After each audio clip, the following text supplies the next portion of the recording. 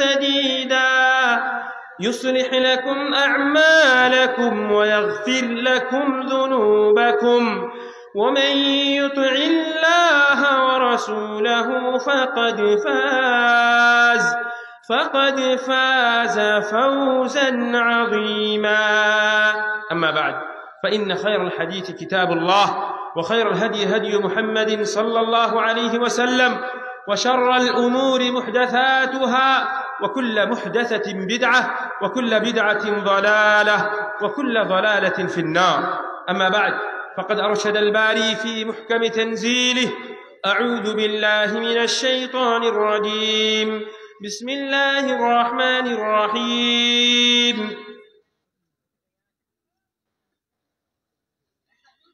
يا نساء النبي لستن كأحد من النساء إن اتقيتن فلا تخضعن بالقول فيطمع الذي في قلبه مرض وقلن قولا معروفا وقرن في بيوتكن ولا تبرجن تبرج الجاهلية الأولى وأقمنا الصلاة وآتينا الزكاة وأطعنا الله ورسوله إنما يريد الله ليذهب عنكم الرجس أهل البيت ويطهركم تطهيرا.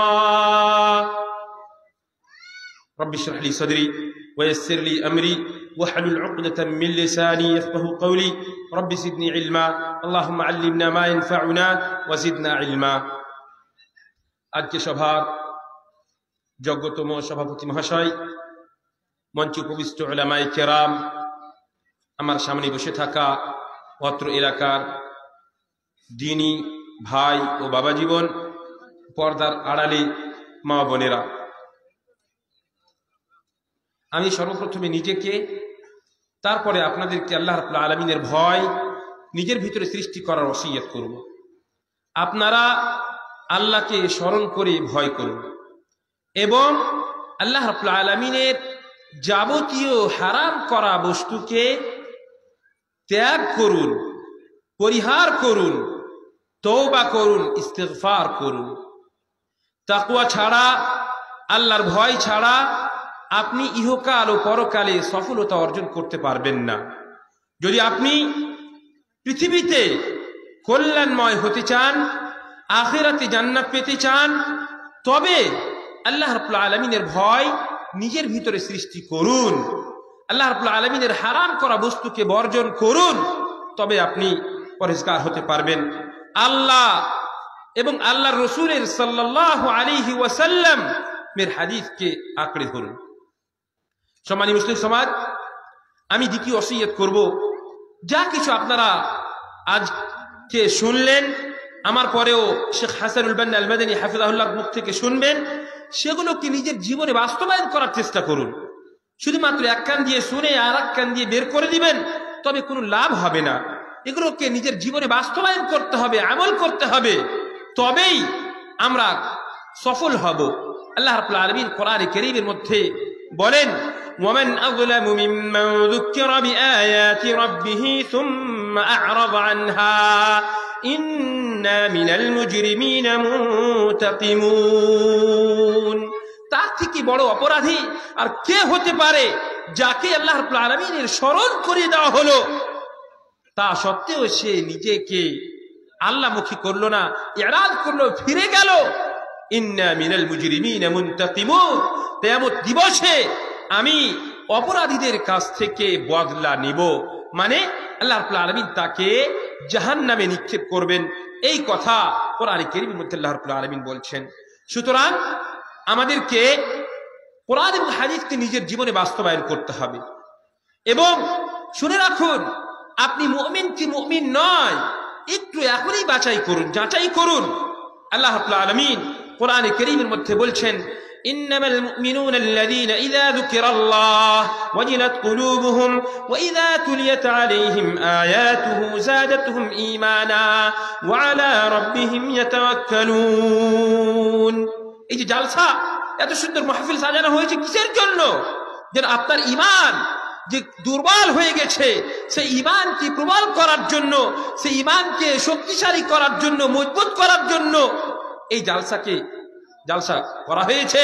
সুতরাং আপনি দেখেন এই জালসার মাধ্যমে, এই প্রোগ্রামের মাধ্যমে আপনার ঈমান কতটা প্রবল হয়েছে। ইন্নামাল মুমিনুনা আল্লাযীনা ইযা যুকিরাল্লাহ, মুমিন তারাই যাদের সামনে যখন আল্লাহর জিকির করা হবে, আল্লাহকে স্মরণ করা হবে, ওয়াজিলাত কুলুবুহুম, তখন তার দিল, তার হৃদয় অত্যন্ত নরম হয়ে যাবে, কোমল হয়ে যাবে।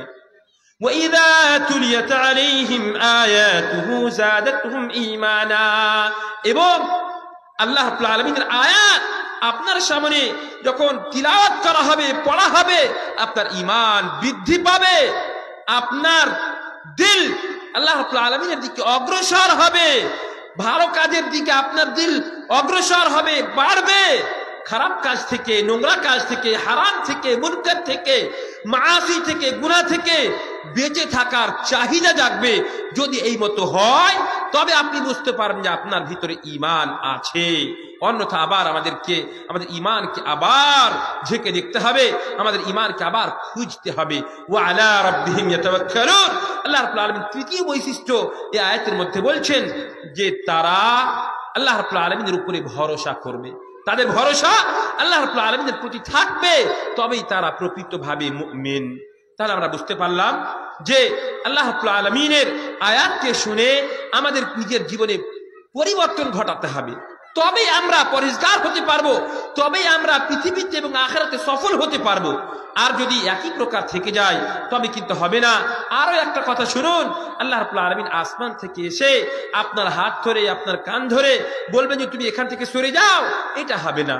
আল্লাহ বলছেন ইন্নাল্লাহা লা ইউগাইয়িরু মা বিকওমিন হাত্তা ইউগাইয়িরু মা বিআনফুসিহিম, আল্লাহ রাব্বুল আলামিন কোন জাতিকে, কোন কওমকে অতক্ষণ পর্যন্ত পরিবর্তন করেন না যতক্ষণ পর্যন্ত সে নিজেকে পরিবর্তন করেছে। সুতরাং আমাদেরকে পরিবর্তন হতে হবে, ভালোর দিকে আসতে হবে, তবেই আমরা সফল হব ইনশাআল্লাহ তাআলা। এবার আসুন, আমাকে পর্দা সম্পর্কে আলোচনা করার জন্য বলা হয়েছে, পর্দার বিধান এবং পর্দা কিসের জন্য, পর্দা কাকে করতে হবে, কি ধরনের পর্দা করা উচিত, এই সম্পর্কে আমি আপনাদের সামনে কিছু মূল্যবান আলোচনা কোরআন এবং হাদিস সম্মত রাখবো ইনশাআল্লাহ তাআলা। আল্লাহ রাব্বুল আলামিনের কাছে দোয়া করি আল্লাহ রাব্বুল আলামিন আমাকে, নিজেকে এবং আপনাদের সকলকেই এই সমস্ত হাদিস এবং কোরআনকে নিজের জীবনে বাস্তবায়ন করার তৌফিক প্রদান করেন, আমিন। সম্মানিত উপস্থিতি, আমরা পর্দা শব্দটা, হিজাব শব্দটা শুনে থাকি এবং আমরা মনে করি এই পর্দার বিধানটা শুধুমাত্র মহিলাদের জন্য, এটাই আমরা মনে করে থাকি। অথচ এমনটা নয় যে পর্দা শুধু মহিলাদেরকেই করতে হবে আর পুরুষদেরকে পর্দা করতে হবে না, এমনটা কিন্তু নয়। পর্দার বিধান যেখানে আল্লাহ রাব্বুল আলামিন বলেছেন কোরআনে কারীমের মধ্যে যে মহিলারা কোন কোন পুরুষের কাছ থেকে পর্দা করবে বা কার কার সামনে সে নিজের সৌন্দর্যকে প্রকাশ করতে পারে, যেখানে বলা হয়েছে পর্দার কথা, যেখানে বলা হয়েছে সেখানে আল্লাহ রাব্বুল আলামিন সর্বপ্রথমে পুরুষদেরকে পর্দার কথা বলেছেন। এবং তার পূর্বে কয়েকটা আয়াত আছে যে আয়াতগুলোকে আমাদেরকে খুব ভালোভাবে মনোযোগ সহকারে শোনা দরকার এবং তার উপরে আমল করা দরকার।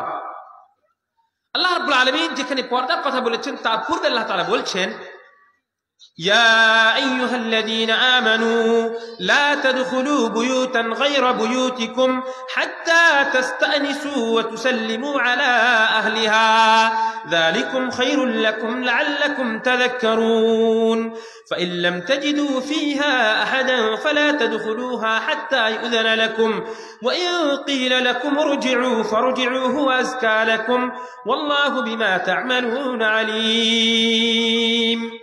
সুবহান আল্লাহ, কত সুন্দর আয়াত। আজকালকে আমরা মনে করি যে সমাজের যতগুলো বাড়ি আছে প্রত্যেকটা বাড়ি যেন আমাদেরই বাড়ি। একবার যে তাদের কাছে অনুমতি দিতে হবে বা বাড়িতে ঢোকার পূর্বে সালাম দিতে হবে, বাড়িতে মহিলারা কি অবস্থায় আছে আমাদেরকে একটু ভাবতে হবে, এই সম্পর্কে মোটেই আমাদের কোনো চিন্তা নেই।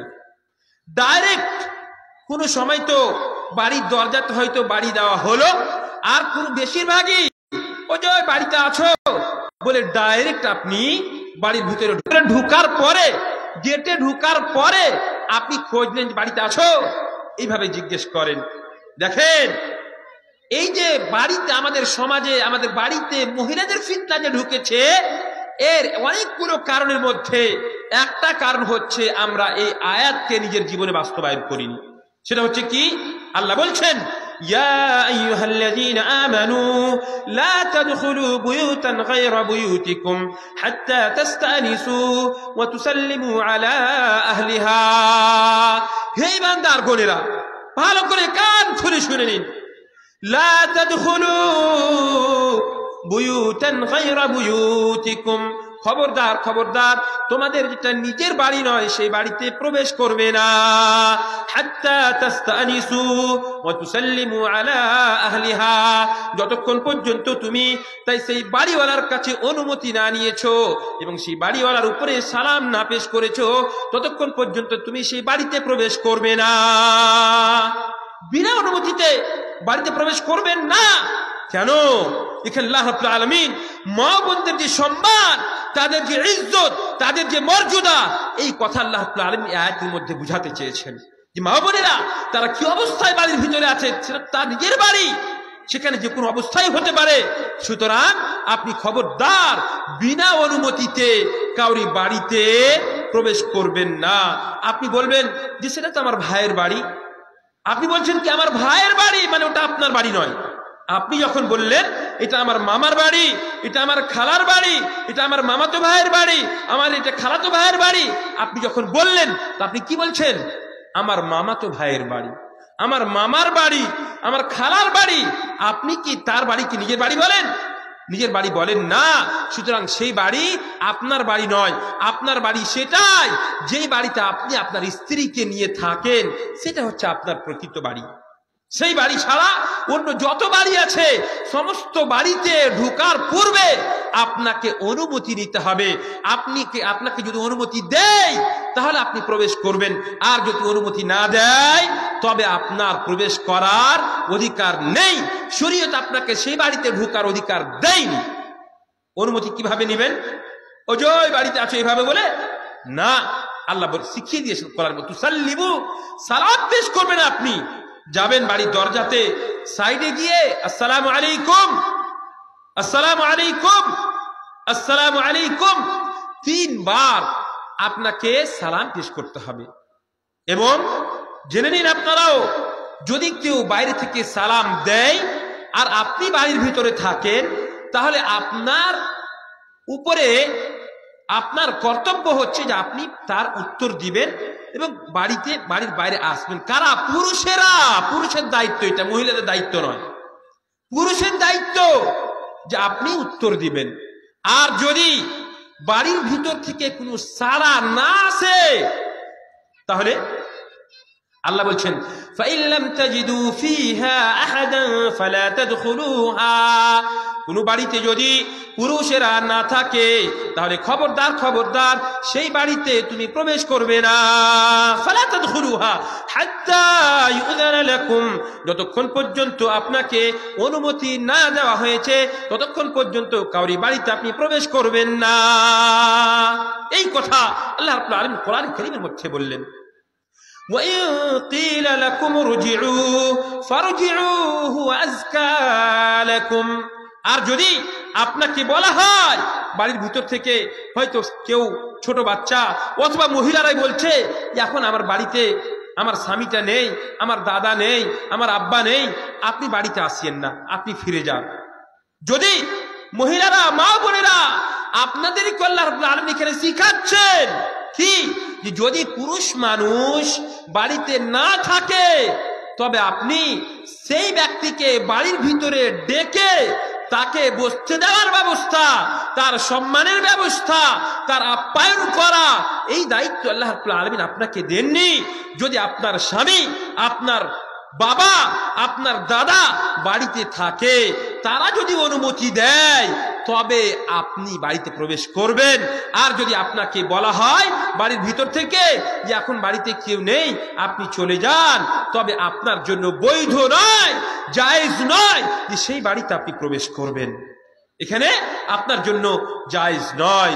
সুতরাং আপনাদেরকে বাড়িতে প্রবেশ করার নিয়ম শিখতে হবে, যেটা কোরআনে কারীমের মধ্যে বলা হয়েছে যেভাবে যে আসসালামু আলাইকুম 3 বার সালাম করে আপনি বাড়িতে প্রবেশ করবেন। আচ্ছা বলেন তো, যদি এইভাবে এই কোরআনের এই আয়াতকে যদি আমরা নিজের জীবনে বাস্তবায়ন করি, তাহলে আমাদের যুবকেরা যদি আমরা উভয় মানে পুরুষ মহিলা উভয় যদি আমরা এই আয়াতকে নিজের জীবনে বাস্তবায়ন করি, তাহলে আমাদের সমাজে যে সমস্ত ফিতনা রয়েছে এই ফিতনাটা কমবে কি কমবে না? অনেকটা কমে যাবে ইনশাআল্লাহ তাআলা, কোনো সন্দেহ নেই। তাহলে পুরুষ এবং মহিলা উভয়কে এই আয়াতের উপরে আমল করতে হবে যে আপনি পুরুষেরা আপনারা বিনা অনুমতিতে কাউরি বাড়িতে প্রবেশ করবেন না, এবং মহিলারা তাদের কর্তব্য হচ্ছে যে তারা কোনো মানুষকে, কোনো আজনবী মানুষকে, অপরিচিত মানুষ, অপরিচিত বলতে কে? পরিচিত বলতে এটা মনে করিয়েন না যে আপনার খালাতো ভাই আপনার পরিচিত না। খালাতো ভাই আপনার পরিচিত, কিন্তু সে আপনার জন্য মাহরিম নয়, আপনার সঙ্গে তার বিবাহ জায়েজ। মামাতো ভাই, তার সঙ্গে আপনার বিবাহ জায়েজ। তেমনি ভাবে যে সমস্ত পুরুষদের সঙ্গে আপনার বিবাহ জায়েজ নয়, তারা জায়েজ, তারা সকলেই হচ্ছে আপনার জন্য আজনবী। যে সমস্ত পুরুষের সঙ্গে বিবাহ জায়েজ, সকলেই সেই মহিলাটার জন্য হচ্ছে আজনবী, অপরিচিত, তাকে বাড়িতে ঢুকতে দিতে পাবেন না। আপনি মনে করবেন না মা বোনেরা যে আপনার এটা খালাতো ভাই, এটা মামাতো ভাই, এটা দেওর, তার জন্য আপনাকে তার আপ্যায়ন করতে হবে না। সে আপনার নিজের মানুষ হতে পারে না, আপনাকে তার থেকে পর্দা করতে হবে। আপনার জন্য বৈধ নয় যে আপনি বাড়িতে যখন একাই আছেন, আপনার দাদা আপনার আব্বা বাড়িতে নেই, সেই সময় আপনি তাকে বাড়িতে ঢুকতে অনুমতি দিবেন, এটা আপনার জন্য বৈধ নয়। পুরুষের আপনারা শুনেন যে আপনারা বাড়ি গিয়ে এই সমস্ত কথা আপনাদের মা ও বোনদেরকে শিখান, আপনাদের মেয়েদেরকে শিখান, তবে আমাদের সমাজে পরিবর্তন ঘটবে ইনশাআল্লাহ তাআলা। তার পরবর্তীতে যে আয়াতগুলো এসেছে সেখানে মা বোনদের পর্দা করার পূর্বে আল্লাহ রাব্বুল আলামিন পুরুষদেরকে বলেছেন, পুরুষদেরকে প্রথমে পর্দার কথা বলেছেন। কি বলছেন? قل للمؤمنين يغضوا من أبصارهم ويحفظوا فروجهم ذلك أزكى لهم إن الله خبير بما يصنعون। আল্লাহ রাব্বুল আলামিন প্রথমে পুরুষদেরকে পর্দার কথা বললেন। কিভাবে পর্দা করতে হবে? আপনারা ভাববেন যে পুরুষের আবার পর্দা কি? পুরুষের পর্দার অর্থ এখানে আল্লাহ রাব্বুল আলামিন বুঝিয়েছেন, কুল লিল মুমিনিন ইয়াগুদ্দু মিন আবসারিহিম, তারা যেন নিজের দৃষ্টিকে নিচে রাখে, তারা যেন নিজের দৃষ্টিকে নিচে রাখে। আপনি যখন এখান থেকে ধুলিয়ান যাবেন বা বহরমপুর যাবেন বা কোথাও রাস্তাঘাটে কোথাও যাচ্ছেন, আপনি বারবার করে উপরে তাকাচ্ছেন, বারবার করে রাস্তাতে কোন মহিলা যাচ্ছে তার দিকে আপনি দেখছেন, এটা আপনার জন্য বৈধ নয়, এটা আপনার জন্য জায়েজ নয়। আল্লাহ রাব্বুল আলামিন বলছেন যে ইয়াগুদ্দু মিন আবসারিহিম, তারা যেন নিজের দৃষ্টিকে নিচে রাখে, ওয়াহফাযু ফুরুজাহুম, এবং তারা নিজের লজ্জাস্থানের হেফাজত করে। এই আদেশ আল্লাহ রাব্বুল আলামিন কোরআনে কারীমের মধ্যে পুরুষদেরকে দিলেন, আর বললেন যালিকা আযকা লাহুম, এইভাবে যদি করে তাহলে তাদের পবিত্রতার জন্য বেশি উত্তম হবে। আল্লাহু খাবীরুম বিমা ইয়াসনাউন, আপনি যা কিছু করছেন, আপনার হৃদয়ের ভিতরে যা কিছু ঘটছে, আপনি যা কিছু ভাবছেন, সমস্ত কিছু থেকে আল্লাহ রাব্বুল আলামিন অবগত, এই কথা আপনাকে স্মরণ রাখতে হবে। তারপরে দ্বিতীয় আয়াতের মধ্যে আল্লাহ রাব্বুল আলামিন মা বোনদেরকে পর্দার কথা বললেন। সম্মানীয় মুসলিম সমাজ, দেখেন আল্লাহ রাব্বুল আলামিন পুরুষদেরকে দায়িত্বশীল বানিয়েছেন, পুরুষদেরকে আল্লাহ রাব্বুল আলামিন দায়িত্বশীল বানিয়েছেন। আপনার দায়িত্ব ছিল যে আপনি আপনার বোনকে, আপনার স্ত্রীকে, আপনার মেয়েকে পর্দার কথা বলেন, এই দায়িত্ব আপনার ছিল। আলা, রাসূলুল্লাহ সাল্লাল্লাহু আলাইহি ওয়াসাল্লাম বলছেন, আলা কুল্লুকুম রাঈন ওয়া কুল্লুকুম মাসউলুন আন রাইয়াতিহি, ভালো করে কান খুলে শুনে নিন, প্রত্যেকটা মানুষ দায়িত্বশীল, এবং আল্লাহ রাব্বুল আলামিন প্রত্যেকটা মানুষকে তার দায়িত্ব সম্পর্কে কিয়ামতের দিন জিজ্ঞাসাবাদ করবেন। আপনি আপনার দায়িত্বকে পালন করেছেন না করেননি, এই সম্পর্কে আল্লাহ জিজ্ঞেস করবেন। এই যে ছোট ছোট বাচ্চারা আছে, ছোট ছোট মেয়েরা আছে, এরা হচ্ছে আপনাদের জন্য আমানত। ভালো করে শুনেন, আপনি এদেরকে ইসলামী শিক্ষায় সুশিক্ষিত করেছেন না করেননি? আপনার ছোট মেয়ে, তাকে আপনি ইসলামিক জ্ঞান দিয়েছেন না দেননি? সালাতের শিক্ষা দিয়েছেন না দেননি? পিতা মাতার অধিকার সম্পর্কে শিক্ষা দিয়েছেন না দেননি? মেয়েটা বড় হয়ে গেছে, তাকে পর্দার শিক্ষা দিয়েছেন না দেননি? তাকে ইসলামী আদব কায়দা শিখিয়েছেন না শিখাননি? তাকে আপনি পর্দা শিখিয়েছেন না শিখাননি? এই সম্পর্কে আল্লাহ রাব্বুল আলামিন আপনাকে কিয়ামতের দিন জিজ্ঞাসাবাদ করবেন। আর আমাদের সমাজ এত লাঞ্ছিত, এত পদতলিত, এত বেশি নিকৃষ্ট সমাজ হয়ে পড়েছে যে আমরা আমাদের কল্পনার বাইরে। এর দায়ী কে? এর দায়ী হচ্ছে আমাদের সমাজের পুরুষেরা। আমাদের সমাজের পুরুষেরাই হচ্ছে দায়ী।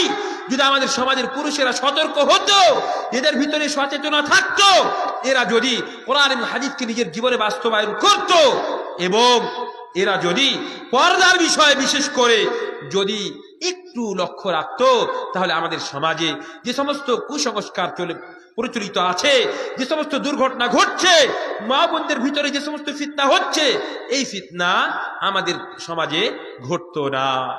সম্মানী মুসলিম সমাজ, দুঃখের বিষয়, আজকালকে মা বোনদেরকে স্বাধীনতার নামে, ভালো করে শোনেন, মা বোনদেরকে স্বাধীনতার নামে উলঙ্গ করে দেওয়া হয়েছে। স্বাধীনতার মানে মানুষেরা মনে করছে যে তার পোশাক থেকে তাকে বের করে দেওয়াটা হচ্ছে স্বাধীনতা। যেমন ভাবে একটা পাখিকে যদি আপনি পিঞ্জরা থেকে, তার খাঁচা থেকে বের করে দেন, তাহলে সে মনে করে যে আমি স্বাধীন হয়ে গেলাম। তেমনি ভাবে আজকালকে পাশ্চাত্য দেশেরা ও মুসলিমেরা তারা মনে করে যে যদি মা বোনদেরকে পর্দা থেকে বের করে দেওয়া যায়, তাহলে সেটা হচ্ছে তাদের জন্য স্বাধীনতা। নাউযু বিল্লাহি মিন যালিক। আর এই স্বাধীনতাকে, এই স্বাধীনতা, মা বোনদের এই স্বাধীনতা তাদের কথা অনুযায়ী আমাদের মুসলিম সমাজের ভিতরে প্রয়াস সম্পূর্ণভাবে ছড়িয়ে গেছে, যার জন্য আমাদের মুসলিম সমাজের মেয়েদের মধ্যে যে সমস্ত দুর্ঘটনা ঘটছে তার একমাত্র এই কারণ।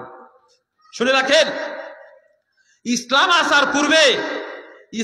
আসার পূর্বে মা বোনদেরকে কোনো সম্মান করা হতো না, মা বোনদের কোনো ইজ্জত ছিল না। সে রীতিমতি হলে তাকে পাশে রাখা যেত না, তাকে দূরে করে দেওয়া হতো। এবং নিফাসের সময় তার হাতের খাবার খেত না, তাকে নাপাক মনে করত, তার কাছ থেকে দূরে সরে থাকতো, তাকে বিভিন্ন প্রকারে তাকে কষ্ট দেওয়া হতো। এমনকি আল্লাহ রাব্বুল আলামিন কোরআনে কারীমের মধ্যে এই সম্পর্কে বলেছেন, ওয়াইযা বুশশিরা আহাদুহুম বিল উনসা যাল্লা ওয়াজহুহু মুসওয়াদ্দান ওয়া হুয়া কাযীম ইয়াতাওয়ারা মিনাল কওমি মিন সুই মা বুশশিরা বিহি আয়ুমসিকুহু আলা হুনিন আম ইয়াদুসসুহু ফিত তুরাব আলা সাআ মা ইয়াহকুমুন। ইসলাম আসার পূর্বে অমুসলিমদেরকে যখন মহিলা কোন মেয়ে সন্তান জন্মগ্রহণ করেছে এর সুসংবাদ দেওয়া হতো। ইসলাম আসার পূর্বে যদি কোনো পুরুষ মানুষকে তার বাড়িতে মেয়ে সন্তান জন্মগ্রহণ করেছে এই সুসংবাদ দেওয়া হতো। আল্লাহ কোরআনের মধ্যে বলছেন যে যাল্লা ওয়াজহুহু মুসওয়াদ্দা, তার চেহারা অত্যন্ত কালো হয়ে যেত, বিকট হয়ে যেত, আর সে নিজের চেহারাকে সমাজের বুকে দেখানোর যোগ্য থাকতো না। সে মনে করতো আমি কি করব, আমি কি নিজেকে মাটির তলে লুকিয়ে দিব, না এইভাবে লাঞ্ছিতের সহিত আমি সমাজে জীবনযাপন করব, এই কথা তাদের ভিতরে, তাদের মনের ভিতরে চলে আসতো। আর ইসলাম আসার পরে আল্লাহ রাব্বুল আলামিন কোরআনে কারীমের মধ্যে বললেন, ওয়াইযাল মাউউদাতু সুইলাত বিআইয়ি যামবিন কুতিলাত, মানে ইসলামের পূর্বে এমনও করা হতো যে মেয়েদেরকে জীবদ্দশাতেই তাদেরকে কবরে পুঁতে দেওয়া হতো, মাটিতে তাদেরকে পুঁতে দেওয়া হতো। কেন? এই সন্তান, মেয়ে সন্তানের বোঝ কে নিবে, এই জন্য তাদেরকে মাটিতে পুঁতে দেওয়া হতো। নাউযু বিল্লাহি মিন যালিক। এবং এই সম্পর্কে আল্লাহ রাব্বুল আলামিন কিয়ামতের দিন জিজ্ঞেস করবেন, ওয়াইযাল মাউউদাতু সুইলাত বিআইয়ি যামবিন কুতিলাত, সেই মেয়েটা যাকে মাটিতে পুঁতে দেওয়া হয়েছে তাকে জিজ্ঞাসা করা হবে বিআইয়ি যামবিন কুতিলাত, কি কারণে, কি গুনাহের কারণে? এখন তো সে সদ্যজাত, এখন তো সে পৃথিবীকে চিনতে শিখেনি, এখন তো সে পৃথিবীর কোনো কিছু মায়া মমতা সম্পর্কে, সম্মান সম্পর্কে কিছুই সম্পর্কে জানে না। তা সত্ত্বেও কিসের কারণে, কোন গুনাহের বিনিময়ে তাকে হত্যা করা হয়েছিল, এই কথা কিয়ামতের দিন জিজ্ঞাসা করা হবে। তাহলে বোঝা গেল যে ইসলাম আসার পূর্বে মা বোনদেরকে জীবিত অবস্থায় পুঁতে দেওয়া হতো। আপনি একটু ভাবুন যে যদি আপনার মা না থাকতো তাহলে কি আপনি পৃথিবীতে আসতেন? কিভাবে আসতেন? তাহলে আমরা কেন মা বোনদেরকে কেন অসম্মান করব? মা বোনদের সম্মান পৃথিবীর বুকে অনেক ক্ষেত্রে পুরুষদের থেকে অনেক বেশি। আল্লাহ রাব্বুল আলামিন কোরআনে কারীমের মধ্যে অনেক জায়গাতে মা বোনদেরকে পুরুষ থেকেও বেশি সম্মান তাদেরকে দিয়েছেন, এবং বিভিন্ন জায়গাতে পুরুষদের সমান বলা হয়েছে বিভিন্ন জায়গাতে। সুতরাং মা বোনদেরকে আমাদেরকে সম্মান করতে হবে, আর তাদের সম্মান, তাদের স্বাধীনতা কাপড় থেকে বের করে দেওয়াটা কখনো হতে পারে না, কখনো হতে পারে না। আপনি যদি দেখেন গর্ব মানে পাশ্চাত্য দেশে যদি আপনি যান, তবে দেখতে পাবেন সেখানে পুরো মহিলাদের কোনো সম্মান করা হয় না, কোনো সম্মান নয়। তারা যেভাবে পারছে সেভাবে তারা ঘুরে বেড়াচ্ছে, এমনকি আপনি শুনে আশ্চর্যিত হবেন। আজকালকে যদি আপনি আমেরিকাতে যান, ব্রিটেনে যান এবং পাশ্চাত্য দেশে যদি আপনি যান, তাহলে দেখতে পাবেন যে সেখানে যে বাচ্চা ছেলেটা ভূমিষ্ঠ হয়, তো তার নিসবত কার দিকে করা হয় জানেন? পুরুষের দিকে না, মায়ের দিকে করা হয়। কেন? কারণটা হচ্ছে যে সেই মহিলা নিজেও জানে না যে ছেলেটা কার। বিয়ে তো কোনো গল্প নেই, বিয়ে তো কথাই আসে না, এখানে ইসলামিক কোন সিস্টেম নেই। সুতরাং সেই মহিলা নিজেও জানে না যে তার পেট থেকে যে ছেলেটা জন্মগ্রহণ করেছে সেই ছেলেটা কার, সেটাও নিজে জানে না। তার জন্য ওখানে বলা হয় কি যে অমুক বিনতে অমুক, মানে এর মা হচ্ছে অমুক, এই কথা বলা হয়। পুরুষদের দিকে সেই ছেলের নিসবত করা হয় না। নাউযু বিল্লাহি মিন যালিক। ইসলাম এমন একটা ধর্ম যেখানে আপনার সম্মানকে রক্ষা করেছে, আপনার ইজ্জতের হেফাজত করেছে। কিন্তু দুঃখের বিষয়, আমরা ইসলামকে নিজের জীবনে বাস্তবায়ন করি।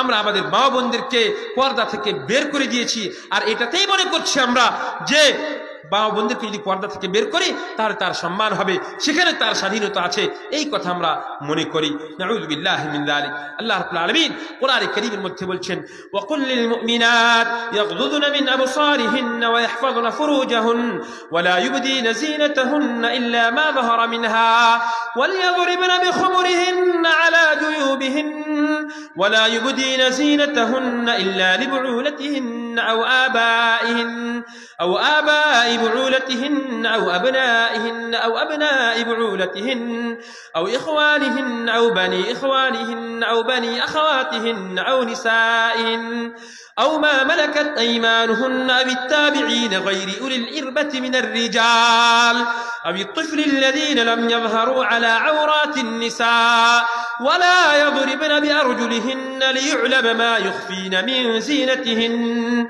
وتوبوا إلى الله جميعا أيها المؤمنون لعلكم تفلحون। এখানে আল্লাহ রাব্বুল আলামিন মা বোনদেরকে স্পষ্ট ভাবে বলে দিলেন যে তাকে কিভাবে কার সামনে পর্দা করতে হবে আর কার সামনে পর্দা করতে হবে না। এখানে আল্লাহ রাব্বুল আলামিন স্পষ্ট ভাবে তাকে বলে দিলেন। কি বললেন?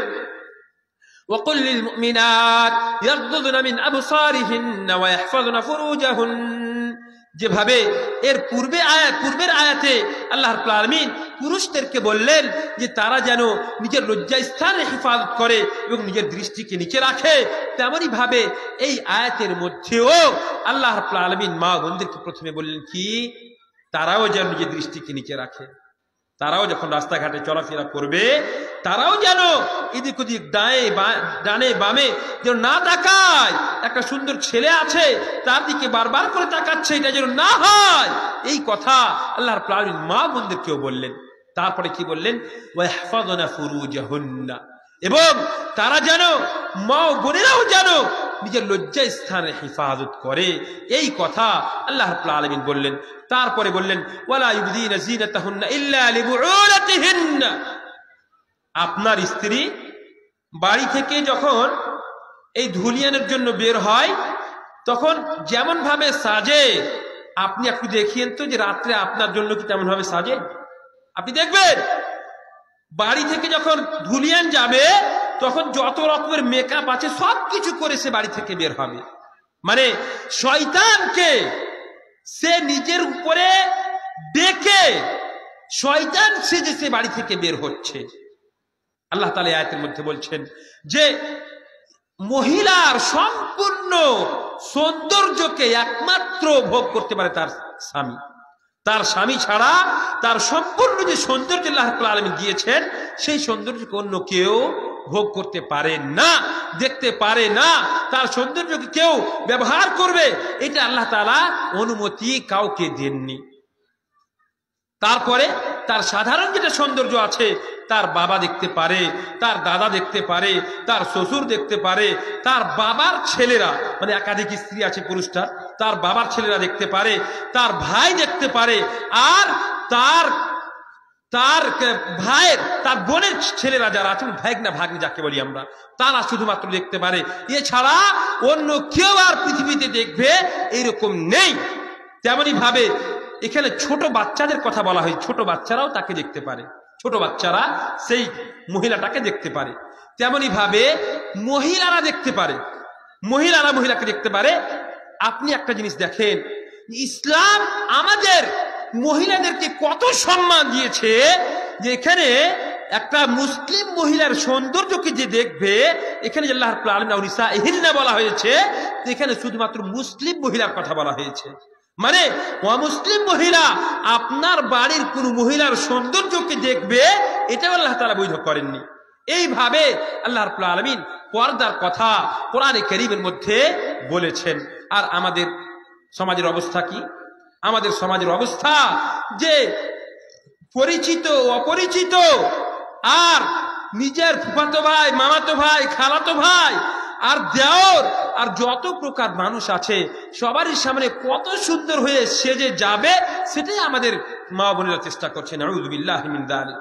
বলেন তো, আপনি আপনার ভিতরে যদি ঈমানি গায়রত থাকে, ঈমানি রাগ থাকে, ঈমানি জজবা থাকে আপনার ভিতরে, তাহলে আপনি কখনো নিজের স্ত্রীকে কেউ দেখে নিক এটা আপনি বরদাস্ত করতে পারবেন না, সহ্য করতে পারবেন না। কি করে আপনি সহ্য করতে পারেন? একজন মুসলিম হয়ে আপনার স্ত্রীকে অন্য কোনো মানুষ দেখবে, কি করে আপনি সহ্য করতে পারেন?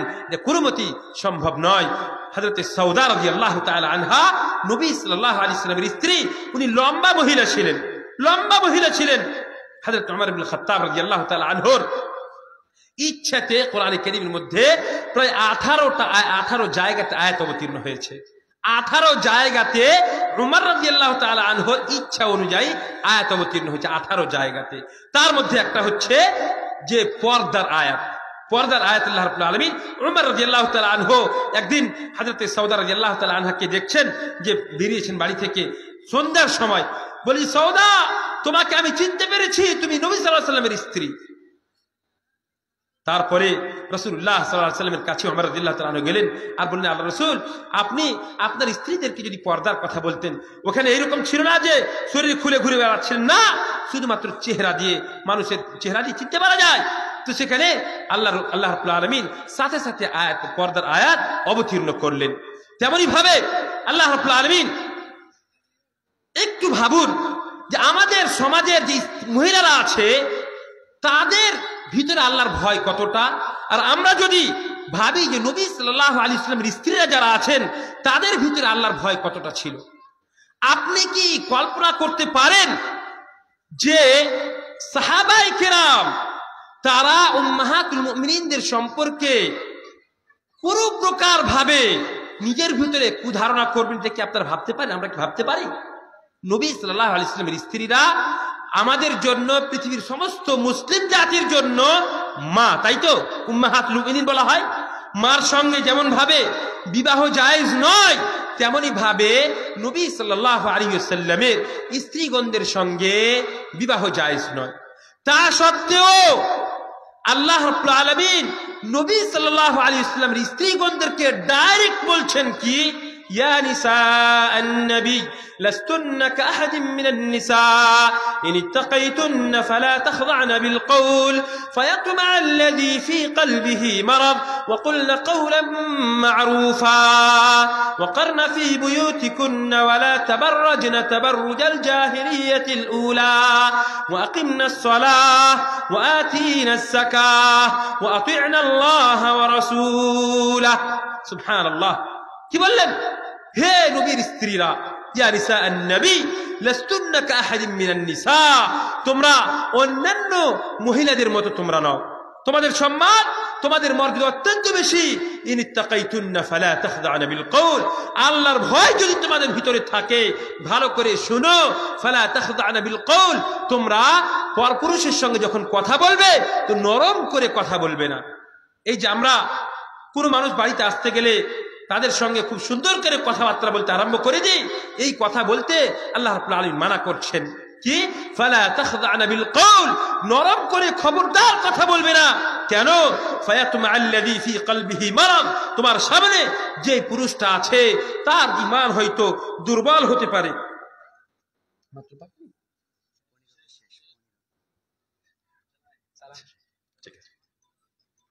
তার ঈমান হয়তো দুর্বল হতে পারে। সুতরাং তোমার সম্পর্কে সে কুমন্তব্য করতে পারে, কুধারণা করতে পারে, এই জন্য খবরদার নরম করে কথা বলবে না। এই কথা আল্লাহ রাব্বুল আলামিন কোরআনে কারীমের মধ্যে বললেন। আর প্রথমে যে কথাগুলো আমি বলেছিলাম যে বাড়িতে কেউ যদি না থাকে তাহলে আপনি বলবেন যে তুমি চলে যাও এখন, আর খবরদার বাড়ির ভিতরে ঢুকিও না, এখন কোনো পুরুষ নেই। এই আয়াতটা প্রথমেই আপনাদেরকে আমি বলেছিলাম। আর কি বলেন আল্লাহ তাআলা, ওয়াকারনা ফী বুয়ুতিকুন্না ওয়ালা তাবাররাজনা তাবাররুজাল জাহিলিয়াতিল উলা। আল্লাহ রাব্বুল আলামিন মা বোনদেরকে বাড়িতে থাকার কথা বলছেন। মা বোনদেরকে এই জন্য আল্লাহ তাআলা সৃষ্টি করেননি যে তারা বিড়ি বাঁধবে আর তারা উপার্জন করবে আর আপনি বাড়িতে পা ঝুলিয়ে বসে খাবেন। এই জন্য আল্লাহ তাআলা মা বোনদেরকে সৃষ্টি করেননি। আল্লাহ তাআলা মা বোনদেরকে এই জন্য সৃষ্টি করেছেন যে তারা বাড়িতে বসবে, সে বাড়ির মালিক, বাড়িতে থাকবে, বাড়ির হেফাজত করবে, আপনার সন্তানের দেখাশোনা করবে এবং আপনার মালের, আপনার সম্মানের হেফাজত করবে। এই জন্য আল্লাহ তাআলা মা বোনদেরকে সৃষ্টি করেছেন এবং এর দ্বারাই আল্লাহ তাআলা মা বোনদেরকে সম্মান দিয়েছেন। বাইরে বেরিয়ে গেল, আমাদের সমাজে যে জিনা অত্যন্ত প্রচার হয়েছে, এর কারণ হচ্ছে আমরা আমাদের মা বোনদেরকে বেপর্দা করে বাড়ি থেকে বের করে দিয়েছি। তার জন্য এই দুর্দশা আমাদের সমাজের হয়ে পড়েছে। আল্লাহ রাসূল সাল্লাল্লাহু আলাইহি ওয়াসাল্লাম স্পষ্ট ভাবে বলে দিয়েছেন, ইদা সাল্লাতিল মারআতু খামসাহা ওয়া সামাত শাহরাহা ওয়া হাফিজাত ফারজাহা কিলা লাহা উদখুলিল জান্নাহ মিন আই আবওয়াবিল জান্নাতি সামানিয়াতি শাই। কোন মহিলা যদি শুধুমাত্র 5 ওয়াক্তের সালাত আদায় করে, ইদা সাল্লাতিল মারআতু খামসাহা ওয়া সামাত শাহরাহা, আর শুধুমাত্র রমজান মাসের রোজা রাখে, ওয়া হাফিজাত ফারজাহা, এবং তার নিজের লজ্জাস্থান হেফাজত করে, মানে জিনা থেকে দূরে থাকে, ওয়া আতাআত যাওজাহা আও বা'লাহা, মানে তার স্বামীর আনুগত্য করে, স্বামীর অনুসরণ করে, তাহলে এই 4টা বৈশিষ্ট্য যদি কোনো মহিলার ভিতরে থাকে তাহলে কিয়ামতের দিন আল্লাহ রাব্বুল আলামিন সেই মহিলাকে বলবেন যে তুমি জান্নাতের 8টা দরজার মধ্যে থেকে যেই দরজা দিয়ে ইচ্ছা সেই দরজা দিয়ে তুমি প্রবেশ করতে পারো। সুবহানাল্লাহ। তাহলে বোঝা গেল কি, মা বোনদেরকে আল্লাহ রাব্বুল আলামিন অত্যন্ত সম্মান দিয়েছেন, তাদের জান্নাতে যাওয়ার উপায় অত্যন্ত সহজ করে দিয়েছেন আল্লাহ রাব্বুল আলামিন। সুতরাং মা বোনদেরকে পর্দা করতে হবে, পর্দা করতে বলতে হবে। আরো একটা কথা, আপনি আমি আমরা কেউ চাইবো না আমরা জান্নাতে যাই আর আমাদের মা বোনরা জাহান্নামে যাক, আমরা কি চাইবো? কোন মানুষ আমরা কেউ এই কথা আমরা চাইবো না। কিন্তু খবরদার, আপনি এমন কাজ কেন করছেন? আপনি চাইছেন জান্নাতে যাবেন আর জান্নাতে যাওয়ার পন্থাকে আপনি অবলম্বন করেন না, কি করে আপনি জান্নাতে যেতে পারবেন? তারজুন নাজাতা ওয়া লাম তাসলুক মাসালিকাহা ফাইন্নাস সাফিনাতা লান তাজরি আলাল ইয়াবসি। আপনি পরিত্রাণ পেতে চাইছেন আর তার পন্থাকে অবলম্বন করছেন না, কি করে সম্ভব? কোনমতেই সম্ভব নয়। যেমন ভাবে একটা তরিকে, একটা নৌকাকে যদি আপনি তৈরি করার পরে রাস্তাতে রোডে যদি চালান, চলবে কি? কখনো চলবে না। সেটাকে আপনাকে গঙ্গাতে নিয়ে যেতে হবে, নদীতে নিয়ে যেতে হবে, তবেই সেই নৌকাটা চলবে, অন্যথা সেই নৌকা চলবে না। সুতরাং আপনি যদি পরিত্রাণ পেতে চান তবে আপনাকে পরিত্রাণের পন্থাকে অবলম্বন করতে হবে। তেমনি ভাবে আপনি যদি জান্নাত পেতে চান জান্নাতের পন্থাকে অবলম্বন করতে হবে। মা বোনদেরকে পর্দানাশী বানাতে হবে, তবেই তারা জান্নাত যেতে পারবে। আল্লাহ রসুল সাল্লাল্লাহু আলাইহি ওয়াসাল্লামের একটা হাদিস বলে আমার বক্তব্য শেষ করব। রাসূলুল্লাহ সাল্লাল্লাহু আলাইহি ওয়াসাল্লাম বলছেন, নিসাউন কাসিয়াতুন আরিয়াতুন মাইলাতুন মুমিলাত رؤوسهن كأسنمة البخت المائلة لا يدخلن الجنة. وفي رواية وإن ريحها لا لتوجد من مسيرة 50,000 سنة. কিয়ামতের পূর্বে কিছু মহিলা হবে যারা পরিধানে উলঙ্গ হবে, মানে এমন পোশাক পরে থাকবে যে তার সৌন্দর্য তার পোশাকের উপর দিয়ে সম্পূর্ণভাবে প্রকাশ পাবে। এই কথা রাসূলুল্লাহ সাল্লাল্লাহু আলাইহি ওয়াসাল্লাম বলে গেছেন। এখন যদি দেখেন বাজারে যদি যান তো আমাদের এই যে ছোট ছোট মেয়েরা আছে তাদের জন্য যদি আপনি একটা সুন্দর পোশাক কিনতে চান তবে সম্পূর্ণ হাত পর্যন্ত ঢাকা পোশাক আপনি ছোটদের হোক বড়দের হোক আপনি খুঁজে পাবেন না। এইভাবে অমুসলিমেরা, আমাদের মুসলিম মা বোনেরা কিভাবে বেপর্দা হয়ে আমাদের সমাজটা নষ্ট হবে তার একটা বড় উপায় তারা বের করেছে যে শর্ট লিবাস, শর্ট পোশাক আমাদের এই দোকান বাজারে বিক্রি হচ্ছে। আর সেগুলোকেই আমরা আমাদের মেয়েদেরকে, ছোট ছোট মেয়েদেরকে, বড় মেয়েদেরকে সকলকেই সেটাই পরাচ্ছি। আর বড় হয়ে যাওয়ার পরে এক সময় আসছে যে আপনার মুখ কালো করে দিচ্ছে, তখন আপনি উলামায়ে কেরামদের কাছে আসছেন আর সমাজের নেতামাতার কাছে আসছেন, সর্দারের কাছে এসে বলছেন যে কি করবো মাওলানা সাহেব, কি করবো সর্দারজি, আমার মেয়েটা অমুক ছেলের সঙ্গে পালিয়ে গেছে, এই কাজ করেছে, ওই কাজ করেছে, এই কথা বলছেন। কেন? আপনি যদি প্রথম থেকে তাকে সতর্ক করতেন, যখন ছোট ছিল তখন থেকে যদি আপনি তাকে পর্দার কথা বলতেন, তাহলে এই দুর্ঘটনা, এই দুর্দশা আজকে হতো না। তাই রাসূলুল্লাহ সাল্লাল্লাহু আলাইহি ওয়াসাল্লাম বলছেন, কিয়ামতের পূর্বে কিছু মহিলা হবে যারা পরিধানে উলঙ্গ হবে এবং মাইলাতুন মুমিলাত, তারা হক থেকে, সৎ থেকে দূরে সরে থাকবে। মুমিলাত, রাস্তায় যখন তারা চলাফেরা করবে হয় সুন্দর আতর সেন্ট লাগিয়ে থাকবে, অথবা এমন ভাবে চলবে যে পরপুরুষকে নিজের দিকে আকর্ষিত করবে এবং তারা অপরের দিকে আকর্ষিত হবে, এইভাবে চলাফেরা করবে। তারা নিজের চটিকে হয় উটের পোহারের মতো বেঁধে রাখবে অথবা ছেড়ে রাখবে, তার চুলের সৌন্দর্য সম্পূর্ণ বোঝা যাবে।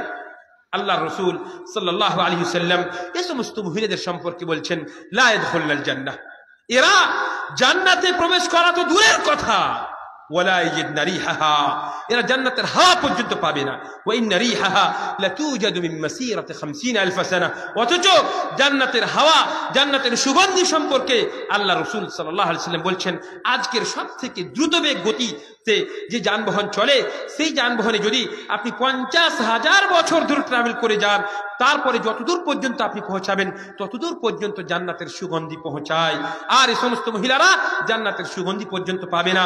আপনি এটা মনে করবেন না যে জান্নাতের সুগন্ধি না পেলে তো কি হলো, জাহান্নাম থেকে তো বাঁচবেন না।